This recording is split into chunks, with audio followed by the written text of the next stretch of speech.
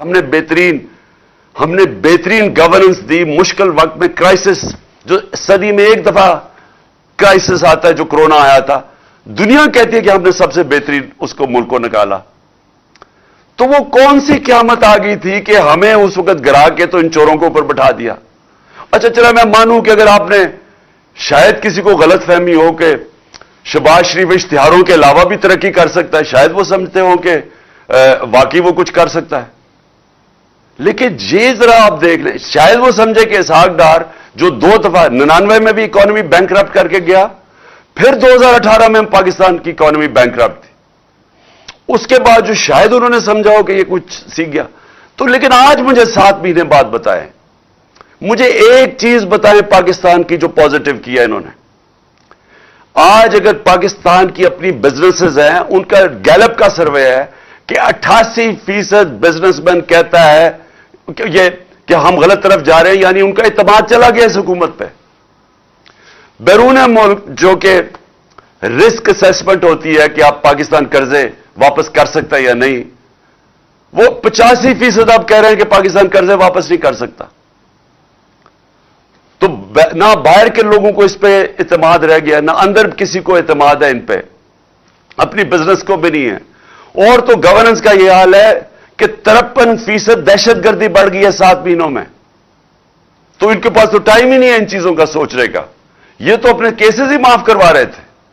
یہ تو ہماری پارٹی کو صرف دیوار سے لگانے کی تاکہ کسی طرح مجھے ڈسکوالیفائی کے الیکشن جیت جائے. ان کا تو اور کوئی کام ہی نہیں.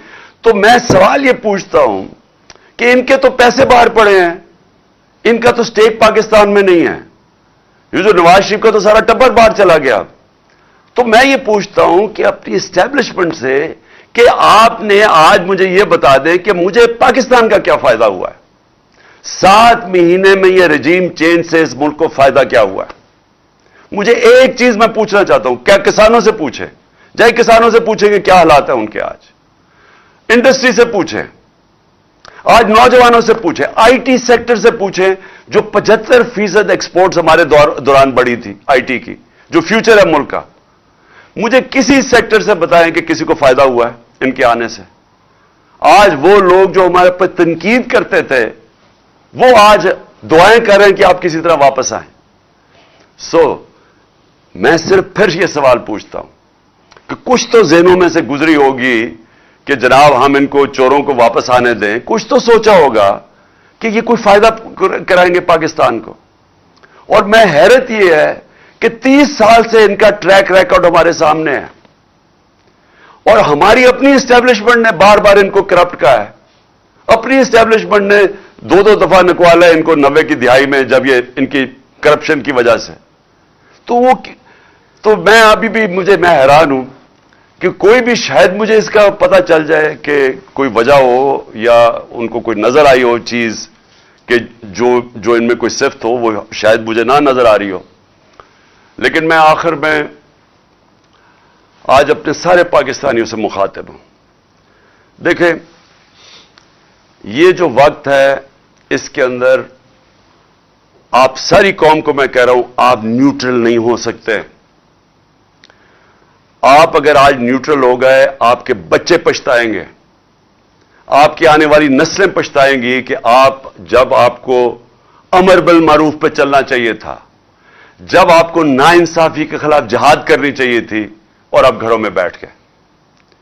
عمران خان کو میں آپ کو پھر سے کہتا ہوں, مجھے کوئی ضرورت نہیں ہے کہ اپنی جان خطرے میں ڈال کے باہر نکلوں.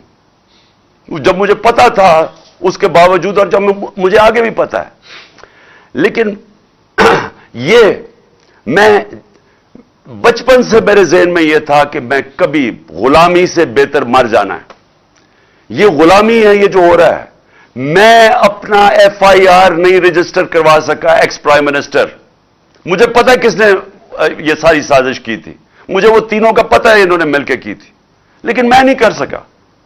تو سوچ لیں کہ آپ میں سے کہ آپ عوام میں آپ کے پاس کیا حقوق ہے. آپ کے پاس آپ سے اگر طاقتور ظلم کرتا ہے آپ کیا کر سکتے ہیں؟ انسان اور بھیڑ بکریوں میں فرق ہے. انسانوں کے حقوق ہوتے ہیں, भेड़ बकरियों को डंडे मार के जिधर मर्जी आज कह दें कि ये चोर हैं तो कल कह दें कि ये पाक हो गए तो वो उधर ही चलेंगे। इंसानों के हुकूक है। इंसान जब तक अपने हुकूक और आजादी, जब तक उसके लिए राय हक के लिए नहीं खड़ा होता, इंसानी माशरा जानवरी माशरा बन जाता है। जानवरों का माशरे में जंगल का कानून आ जाता है, जो इस वक्त मुझे अफसोस से कहना पड़ता है पाकिस्तान में है। हमारी कोशिशें हो रही हैं, देखें वो सेनेटर्स निकले हुए हैं, वकील निकले हुए हैं कि सारी दुनिया के सामने आजम स्वाति से हुआ, लेकिन वो बेबस है। उसकी वालदा अरशद शरीफ शहीद की, वो उन्होंने कमीशन बना दिया। वालदा कहती मुझे इत्मीद ही नहीं है। तो जिन्होंने जो चाहते हैं इंसाफ, अगर उनको कमीशन पे इत्मीद नहीं है तो कैसे इंसाफ मिलेगा? और मेरे ऊपर जो एफआईआर हुई, जो एफआईआर पुलिस ने दी है, वो एफआईआर क्या, वो मजाक है? वो एक आदमी के ऊपर उन्होंने एफआईआर काट दी है। तो हमें तो सबको पता है कि दूसरी तरफ से सामने से गोलियां आई हैं, दो मारने वाले थे। तो उन्होंने तो वही केस बना दिया कि जनाब ये चाहते हैं, स्क्रिप्ट क्या थी कि जी दीन इंतहा पसंद नहीं, अकेला था। अच्छा, वो भी इतना बेवकूफ है, जिन्होंने उसको पढ़ाया उस तोते को, वो भी इतने बेवकूफ थे। वो पहली चीज कहता कि जी मैं अकेला था, कि लोगों, यानी अगर किसी को शक भी था ना कि साजिश हुई, तो उसने पूरी कर दी कि हां जी मैं अकेला था, कहीं वो शक ना पड़ जाए कि जो दूसरा जो सामने वाला था और असल वो ना, कहीं उसकी तलाश ना शुरू हो जाए। तो अगर हमें इंसाफ नहीं मिल सकता, मैं फिर से कहता हूं मेरी कौम, आपको यहां इंसाफ नहीं मिलने लगा, ये मुल्क आगे नहीं बढ़ने लगा।